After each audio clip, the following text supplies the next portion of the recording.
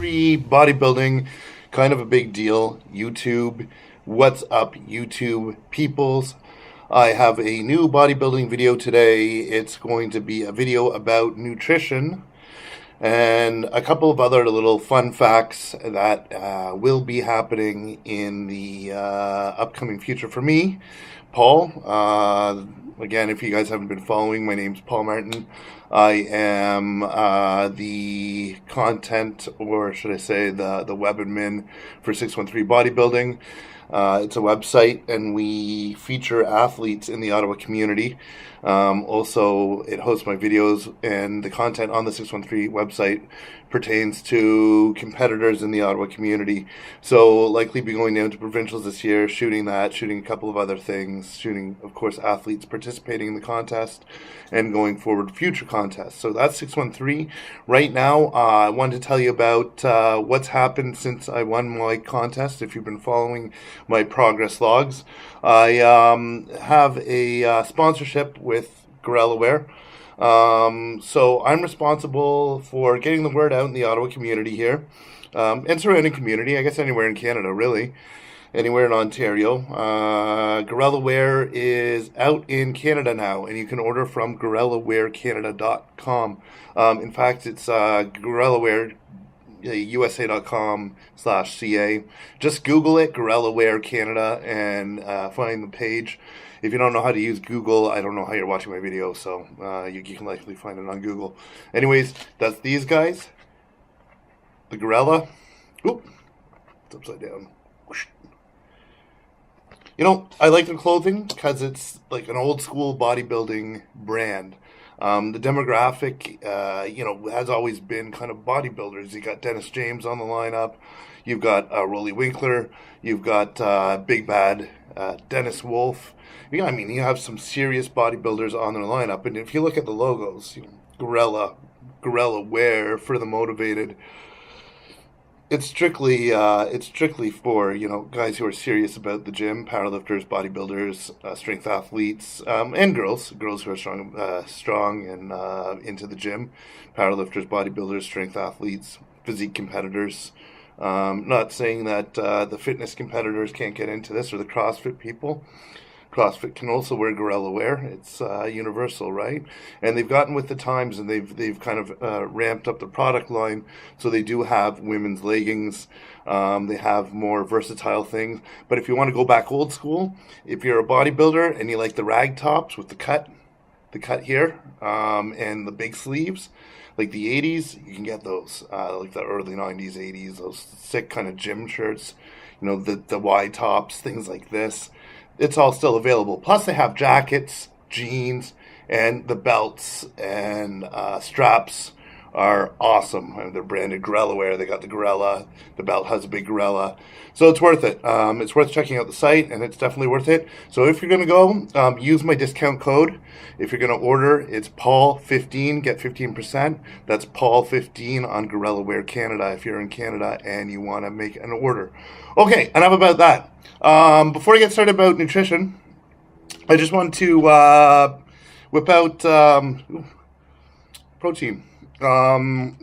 This recipe for y'all, because I was talking to a dude in the gym, Scott. Scott's been my cameraman before, and he's like, I always tell him about these creative recipes I make in my off season. He's like, why don't you talk about this stuff? So I'm getting protein everywhere. I figured, why don't I tell you the recipe that I just made? So sometimes, primarily right now, my diet, and we're going to touch on that, I'm trying to eat nothing but rice and chicken, and my pancakes I'll make in the morning as, my first meal, but and my last meal I'll typically have cottage cheese. But once in a while I'll bake something, and usually when I bake something, it's in surplus of my meals, and I'll explain that later. But when I do bake, I have fun with it, and baking can be really clean. So what I did today is I baked myself what I call protein cake, or it's protein bar. It's similar to a protein bar, a protein cake. So I'll tell you exactly what it entails. 1 scoop of protein, 1 cup of oats, I use 3 eggs and about a quarter cup of egg whites, or you can use 4 eggs to make it really frothy. And stevia. I use Truvia. Truvia is pretty good. It has no maltodextrin in it. I just throw like maybe 5, 6, 7 teaspoons. I put a lot in there. And then I blend it all up. And I get one of these sushi trays. You know, you can get these sushi trays from the mall. My wife loves sushi, so we always have these sushi trays around. And I pour the mix in here, and I throw it in the microwave for, I don't even time it, 13, more than that, not 13 seconds. Maybe I think it's about 2 minutes. Just watch it, take it out every minute and see how it's doing. If there's still a little bit of liquid, cook it a little bit more, because you don't want to overcook it. It's going to be really hard, and it's going to be like this brick you can't eat. So you want to leave it a little undercooked, so that there's kind of a liquid texture on the top, and you put it in the freezer. So that acts kind of like an icing. At least that's the way I like to do it. And it softens it up. So when you eat it, it's like this moist cake, or like a moist protein bar, and it kind of melts in your mouth. Now, if you want to go to the extremes, you can add some protein icing, where you take your protein powder and you mix it with some sugar and some egg whites, and you make icing. Or you can use maple syrup, fake maple syrup, like Waldron Farms. Or you can use, I don't know, sugar-free jelly. The sky's the limit. There's sugar-free chocolate powder, sugar-free, chocolate syrup that can be found in the States, and you can't find in Canada for the life of me. I don't know where it is, but I've seen Meadows use it. Sure, it has some sugar alcohols, but this kind of snack, it's pretty cool because it's still calorie dense, and it's full of protein. In fact, when you put 4 eggs, it's pretty much a full meal, and you're putting a cup of oats. So it's really, I sometimes, if I'm really in a rush to go to work, I won't make my pancakes, I'll just make this thing, because it's the same macros, micros, and same food content as my breakfast. Okay, that being said, that's my recipe. Let's talk about nutrition. I want to rush this video because they're always too long. So nutrition. One, I want to touch on what I did, or how I ate during my show prep. Okay, guys, I started in December. I ate 6 meals a day. I did not touch supplements. None. I didn't eat out. I didn't have supplements. I didn't touch protein powder. I didn't touch, I did have Waldron Farms, yes, on my food. I'm not as diligent as my coach. I don't think he would have had Waldron Farms himself because of the sodium content.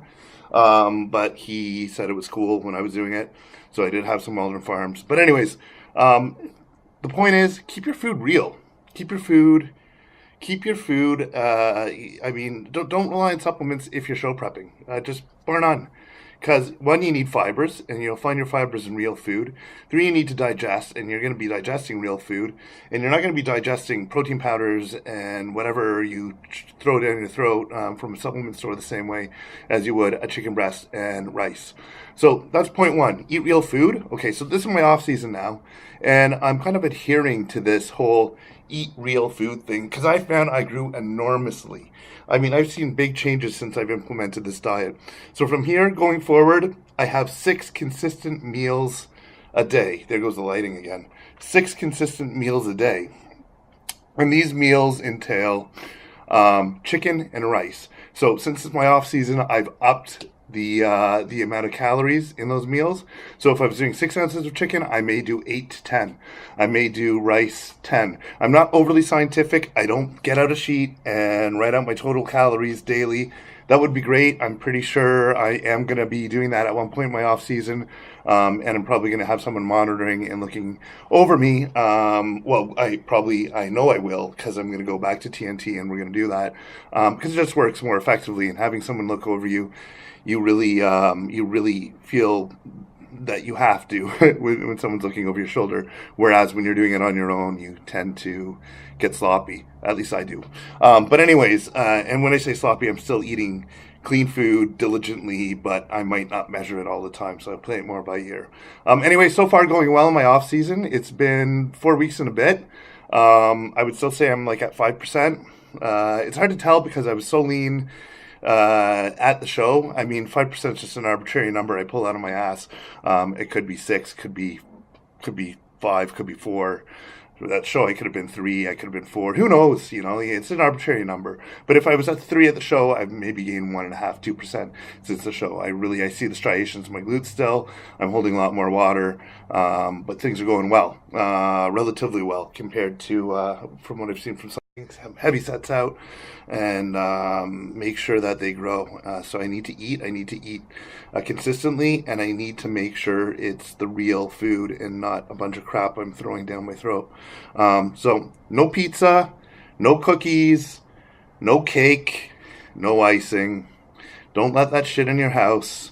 Other thing is, get your chicken, get your fish. I'm eating more red meat in this off season. I might have 2 or 3 beef meals depending on how I train.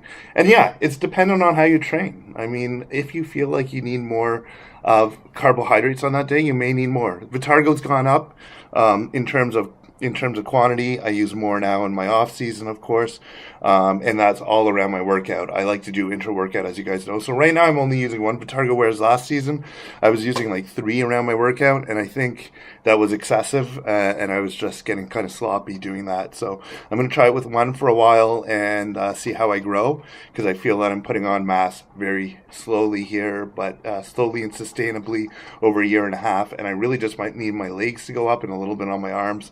So I'm not looking to put on, huge amounts of mass in my upper body. Chest and shoulders are fine. Lower back could use some tweaking detail, but that's not a question of eating mass amounts of food and getting bigger. In terms of overall size, I think I have a good. I'm in a good place. So really, to bulk up, I'd rather do it slow, diligent, and eat very well. So that's my philosophy, and that's what I want to share with you guys. I mean, get your low glycemic carbs. The other thing I want to share is that I was watching a video with Greg Doucette, or from Greg Doucette's site, and he was actually watching a video and commenting on it about a calorie not being a calorie. And I know I've talked about this before, this flexible dieting and stuff, and I'm going to go back to it. A calorie is not a calorie. And I watched this video, and it made perfect sense. We have fiber, we have rates of digestion. And what happens when you have like glucose, right, or sugar, or fructose? I mean, your body automatically stores this as fat, goes to your glycogen, it goes to your liver as glycogen, and if your stores are filled, you're not doing anything with it. So the only time you really want to have these like fast-acting carbohydrates is around your workout. So because you're depleted. And if you're not depleted around your workout, you're probably not working out very hard, and maybe you don't want to do it that day. So, it's dependent on your training. It's dependent on so many variables. So be smart and think about your diet. I know I've been over all this stuff, but this video is just to reinforce to think critically about when you're going to eat these foods at food timing. So yeah, all food is good. You can eat white rice, sure, but eat white rice at the right time. I mean, don't wake up in the middle of the night and have 2 cups of white rice and a shake, because I guarantee you your blood sugar is going to spike. You're going to go back to bed, and that isn't going to do anything for you but probably gain you some fat, and interrupt your growth release, because your growth gets released at night, and when you eat these, or when your blood sugar goes up like that, it hinders growth release. So usually at night I like to eat protein-dense food with a little bit of fat, like cottage cheese, and I like to keep my blood sugar flat. So caseinates are good. Slow digestion protein with fat, so it's even slower digesting. Be strategic. And if you don't know what I'm talking about, read about diets and read about how food timing interaction with the body works, or how interaction of the food timing works. Because I've said there's some studies that contradict, when you should eat this and when you should eat that. I'm starting to disbelieve some of these studies more, because I'm wondering who they're actually, or who they actually pertain to, and are the candidates in the trials athletes or bodybuilders? Are they trying to achieve the same goals that we are? Because if they are, and they're not adhering to these things I'm talking about, I'd be hard-pressed to believe that whatever they're doing is working, and these studies are giving out these results. So I think they're doing it with the average person, saying the glycemic. I was talking to someone about intermittent fasting the other day, and they're like, well, yeah, it works to lose weight. And I'm like, but it doesn't work as a bodybuilder. And they thought it through, and they said, well, yeah, but it, and they told me about this guy who's done it sustainably. He's not a bodybuilder. You don't intermittent fast if you're a bodybuilder. You don't eat all in an 8-hour window and then not eat for the next 60 or 14 hours, okay? 16 hours. that's it. You know, I'm not gonna go over this stuff too much again.